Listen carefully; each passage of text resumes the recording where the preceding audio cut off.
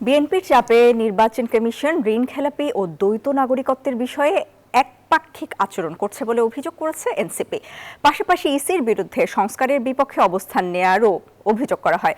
প্রধান উপদেষ্টা ডক্টর মোহাম্মদ ইউনূসের সাথে বৈঠকে এই অভিযোগ করেন তারা। কোনো ইলেকশন ইঞ্জিনিয়ারিং মেনে নেওয়া হবে না বলেও জানান। আগামী নির্বাচনে কোনো পক্ষপাতিত্বের সুযোগ নেই জানিয়ে ডক্টর ইউনূস এনসিপি নেতাদের বলেন, নির্বাচন সুষ্ঠু হতেই হবে।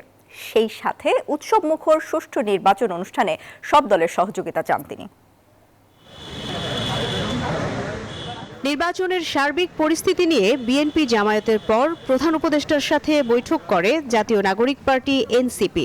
বৈঠকে এনসিপি আহ্বায়ক নাহিদ ইসলাম ও কেন্দ্রীয় নির্বাচন পরিচালনা কমিটির চেয়ারম্যান আসিফ মাহমুদ সজীব ভুইয়া সহ 4 সদস্যের প্রতিনিধি দল অংশ নেন। ইলেকশন কমিশন কিন্তু এটা এক অর্থে সংস্কারের বিরুদ্ধে অবস্থান নিয়েছে। প্রায় 1 ঘন্টার বৈঠকে এনসিপি নেতারা অভিযোগ করেন, বিএনপির চাপে দ্বৈত নাগরিকত্ব ও ঋণ খেলাপিদের বিরুদ্ধে ব্যবস্থা না নিয়ে বৈধ প্রার্থী হিসেবে ঘোষণা করেছে নির্বাচন কমিশন।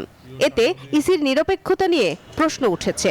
ঋণ খেলাপি ও দ্বৈত নাগরিকদের সংসদে নেওয়া তারেক রহমানের পরিকল্পনার কোনো অংশ কিনা তা স্পষ্ট করার আহ্বানও জানান নাহিদ ইসলাম।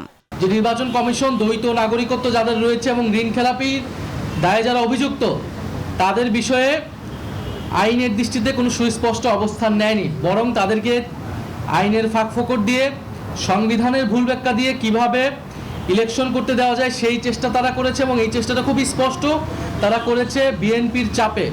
আসিফ মাহমুদ জানান, এনসিপিকে হেয় করতে নাহিদ ইসলাম এবং নাসির উদ্দিন পাটোয়ারিকে শোকজ করা হয়েছে। রিটার্নিং কর্মকর্তাদের যোগসাজশে করা শোকজ প্রত্যাহার করে এর কারণ ব্যাখ্যার দাবি জানান তিনি।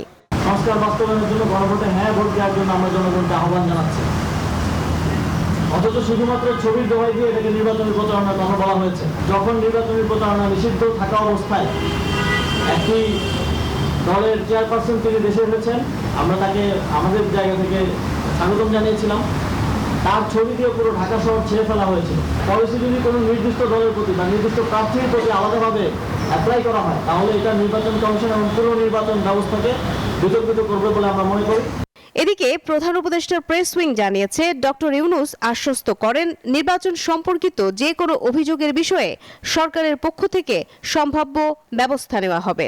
জানান, নিরপেক্ষতা নিশ্চিতের জন্যই লটারির মাধ্যমে মাঠ প্রশাসনে রদবদল করা হয়েছে। আর সিসি ক্যামেরা, বডি ক্যামেরার পাশাপাশি কন্ট্রোল রুম থেকে ভোট কেন্দ্র মনিটর করা হবে। আমরা আসলে নির্বাচনের মাঠে যেতে চাই, কিন্তু আমাদেরকে যাতে আন্দোলনের মাঠে আনতে বাধ্য না করে নির্বাচন কমিশন। মারুফা রহমান, নিউজ 24, ঢাকা।